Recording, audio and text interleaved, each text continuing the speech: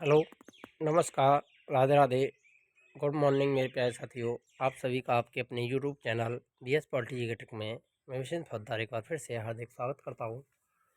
मेरे प्यारे साथियों, राजस्थान जीके के अंतर्गत जो हमारी क्लासेस चल रही हैं उसमें आज आपके लिए राजस्थान जीके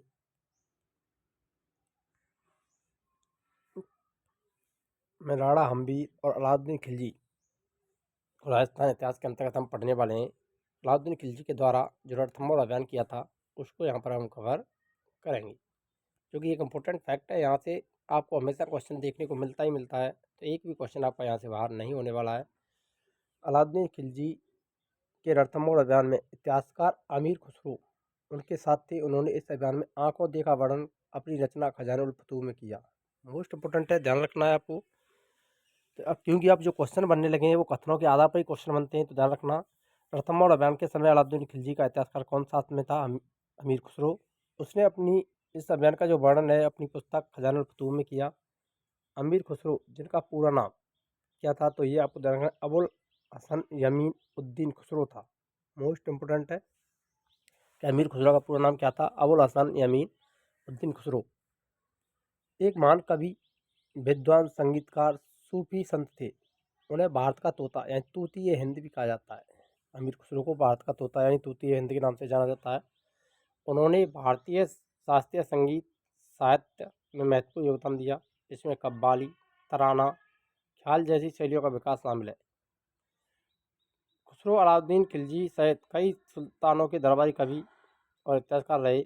उनकी ऐतिहासिक रचनाओं खजान उल फतूह, जिसे तारीख अलाई भी कहा जाता है, प्रमुख है, जिसमें अलाउद्दीन खिलजी के विभिन्न सैन्य अभियानों का विस्तृत वर्णन मिलता है।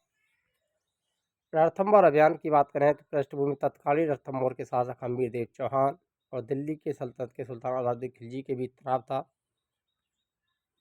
हम्बीर ने मंगोल विद्रोहियों को शर्त दी, उन्हें लौटाने से इनकार कर दिया, जिससे अलाउद्दीन खिलजी ने अपनी प्रतिष्ठा के खिलाफ माना।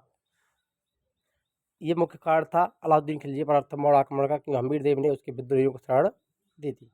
रणथंभौर विजय के लिए अलाउद्दीन खिलजी ने एक बड़ी सेना भेजी, जिसका नेतृत्व करने वाले उलुग खां, अलफ खां और नुसरत खां थे।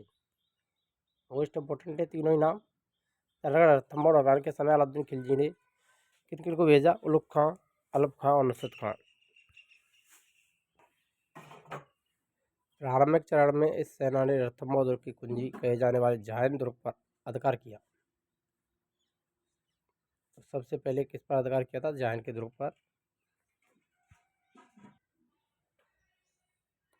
तो ध्यान रखना, सबसे पहले जब रणथंभौर अभियान किया था तो कौन से दुर्ग पर अधिकार किया था? रणथंभौर दुर्ग की कुंजी किसे कहा जाता है, ये भी क्वेश्चन बन जाता है। जायन के दुर्ग को, इस पर अधिकार सबसे पहले अलाउद्दीन खिलजी ने किया। 3 सेनापति भेजे उलुग खां के नेतृत्व में, अलफ खां और नुसरत खां, ये तीनों के नेतृत्व में सेना भेजी थी।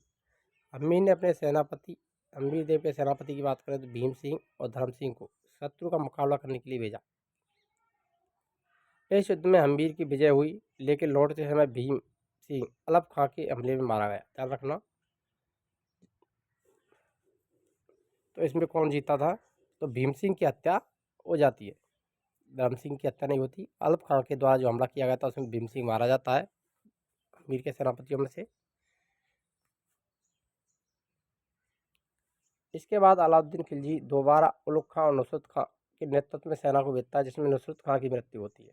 इसके बाद में जब रणथंभौर पर आक्रमण करने के लिए भेजा जाता है उलुग खां और नुसरत खां को, तो इसमें नुसरत खां की मृत्यु हो जाती है। इंपॉर्टेंट है, ध्यान रखना। रणथंभौर अभियान के समय नुसरत खां की मृत्यु होती है। नुसरत खां की मृत्यु के बाद अलाउद्दीन खिलजी स्वयं सेना लेकर रणथंभौर आता है। अब 1 वर्ष तक दुर्ग को घेरे रखता है। कितने वर्ष तक? 1 वर्ष तक। इस घेराबंदी के दौरान अलाउद्दीन ने पासे, मगरबी, अर्दा जैसे युद्ध अस्त्रों का प्रयोग किया। मोस्ट इंपोर्टेंट है, रखना। कौन कौन से युद्ध अस्त्र प्रयोग में लाए थे? पासे, मगरबी, अर्दा। लंबे समय तक सफलता न मिलने पर अलाउद्दीन ने छल का सहारा लिया। उसने हम्बीर के सेनापति रणमल और रत्तीपाल और अन्य अधिकारी सुरजन शाह को लालच देकर अपनी ओर मिला लिया। मोस्ट इंपोर्टेंट है, 3 अधिकारी रणमल, रत्तीपाल जो कि सेनापति थे हम्बीर के, और सुरजन शाह को अपनी तरफ मिला लिया। इस दुर्ग में खाने की कमी पर हम्बीर ने आमने सामने के युद्ध का निश्चय किया, और हम्बीर की पत्नी रंग देवी के नेतृत्व में जौहर आत्मदाह संपन्न हुआ। कुछ विद्वानों के अनुसार रंग देवी ने दुर्ग में स्थित पद्मला तालाब का नाम रखना, किस तालाब में जल जौहर किया था? नहीं, पद्मला तालाब में ये जल जौहर किया था, कूद कर जौहर किया, जिसे राजस्थान का प्रथम जल जौहर कहा जाता है। इस अंतिम युद्ध में हम्बीरदेव चौहान वीर गति को प्राप्त होते हैं। 11 जुलाई 1301 ईस्वी को रणथंभौर पर अलाउद्दीन खिलजी का अधिकार हो जाता है। इस विजय के बाद अमीर खुसरो ने प्रसिद्ध टिप्पणी की थी, कुप्र का घर आज इस्लाम का घर हो गया। मोस्ट इम्पोर्टेंट, कई बार यहाँ से क्वेश्चन बना है।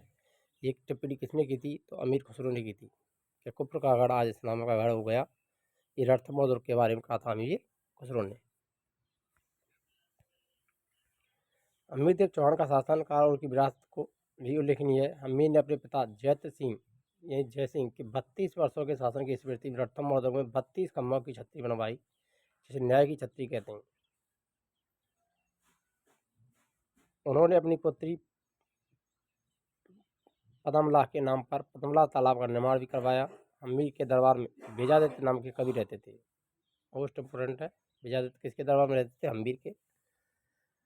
नैनचंद सूरी हम्बीर महाकाव्य, व्यास वाणका हम्बीर बंधन, चंद्रशेखर का हम्बीर हाट जैसे ग्रंथ हम्बीर चौहान के नायक बना करके लिखे गए हैं। हम्बीर महाकाव्य की रचना किसने की? नैनचंद सूरी ने। हम्बीर बंधन व्यास वाणका और हम्बीर हाट चंद्रशेखर की रचना है। हम्बीर के गुरु राघव देव थे। मोस्ट इम्पोर्टेंट है, हम्बीर के गुरु का नाम क्या था? राघव देव। अपने जीवन काल में हम्बीर ने 17 युद्ध लड़े, जिनमें 16 में उसे विजय मिली थी। उनके बारे में एक प्रसिद्ध कहावत है जो अटल स्वभाव को दर्शाती है। सिंह सबन सतपुरुष वचन, कदली फड़त एक बार, त्रिया तेल हम्बीर हाट चढ़े ना दूजी बार। अगर आपको वीडियो अच्छी लगी तो वीडियो लाइक करें, शेयर करें। चैनल पर नए हो तो चैनल को सब्सक्राइब करना ना भूलें। मिलते हैं नेक्स्ट वीडियो में, तब तक जय हिंद, राधे राधे, जय श्री कृष्ण।